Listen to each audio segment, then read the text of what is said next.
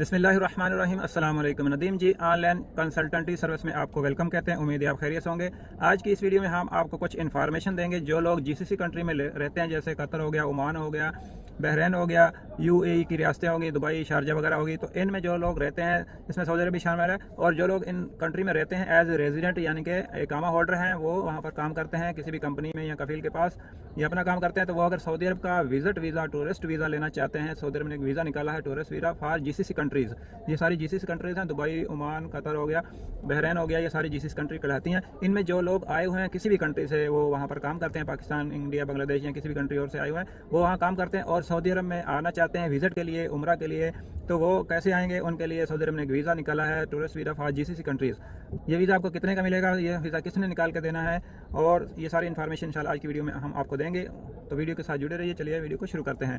तो पहले मैंने आपको काफ़ी मालूमात दे दी है। तो आप जो है सऊदी अरब में आना चाहते हैं उम्रा के लिए या विज़िट करने के लिए, तो ज़्यादातर लोग उम्रा के लिए आते हैं। तो आपने वहाँ पर जो है इसको कैसे अप्लाई करना है और इसकी प्राइस क्या है, यानी कि इसके कितने पैसे आपके लगेंगे। तो इसके पैसे तकरीबन 300 रियाल आपके लगेंगे और इसमें इंश्योरेंस भी शामिल होती है। तो ये वक्त के हिसाब से ऊपर नीचे ये फ़ीस हो सकती है। इसके अलावा अगर आप खुद पे करते हैं, तो खुद इसको अप्लाई करते हैं, तो बहुत आसान तरीका है, आप खुद भी कर सकते हैं। अगर आप किसी भी कंसल्टेंट से या किसी भी एजेंट से आप इसकी जो है वो अप्लाई करवाते हैं, तो फिर भी वो अपनी फ़ीस लेगा। तो मैं ये बात आपको बताता चलूँ कि किसी भी कंसल्टेंट या वीज़ा एजेंट का ये काम नहीं है कि आपको वीज़ा देना या न देना उस मुल्क के इमिग्रेशन का काम है। अगर आप उनके कानून पर पूरा उतरते हैं और अपनी जो आपकी प्रोफाइल है, जो भी आपके डॉक्यूमेंट आप फ्राहम कर रहे हैं, वो सारे ठीक हैं और उनकी रिक्वायरमेंट के मुताबिक हैं, तो फिर इंशाल्लाह कोई भी आपको वीज़ा देने से इनकार नहीं करेगा। और इसके लिए ये भी ज़रूरी है कि आपका जो है इकामा है वो 3 महीने से ज़्यादा होना चाहिए। 3 महीने, 4 महीने, 5 महीने कम से कम हो, ताकि आप अप्लाई करें। तो जब तक आपका वीज़ा ना आ जाए उस वक्त तक आपका इकामा जो है वो 3 महीने से उसकी डेट ज़्यादा होनी चाहिए, ताकि आपकी फ़ीस भी ज़ाया ना हो और आपका वीज़ा भी आपको मिल जाए।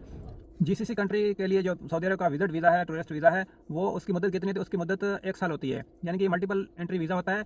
इसकी 1 साल में आप 90 दिन इसमें काम कर सकते हैं।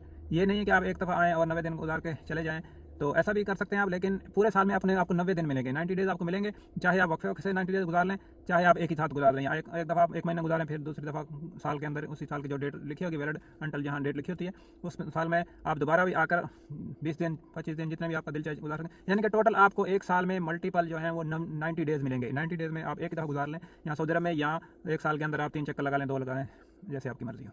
अगर आप ये सर्विस हमसे लेना चाहते हैं, तो स्क्रीन पर आपको नंबर नज़र आ रहा है, व्हाट्सअप कीजिए, इंशाल्लाह हम आपके लिए वीज़ा अप्लाई करेंगे।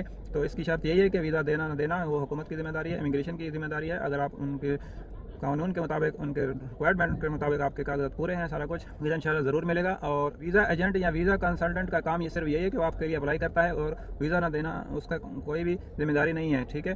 तो कल को आप कहें कि आपने अप्लाई किया था, हमारा वीज़ा नहीं निकला, कभी कभी ये वीज़ा है वो सेंड टू एम्बेसी भी हो जाता है, तो फिर इसको कैसे क्लियर करना होता है? तो सऊदी अरब की एम्बेसी हर मुल्क में मौजूद है, वहाँ पर जाके आपने फिजिकली अपेयर होना होता है, तो फिर वो आपको जो भी इतराज़ होगा उसको क्लियर करके आपको वीज़ा इंशाल्लाह मिल जाएगा। तो उम्मीद है वीडियो आपको पसंद आई होगी। वीडियो के मतलब आप कोई भी क्वेश्चन हो कमेंट कीजिए, इंशाल्लाह हम आपके कमेंट को जवाब देने की पूरी कोशिश करेंगे। मिलेंगे किसी नेक्स्ट वीडियो में। आपकी शुक्रिया। अस्सलाम वालेकुम।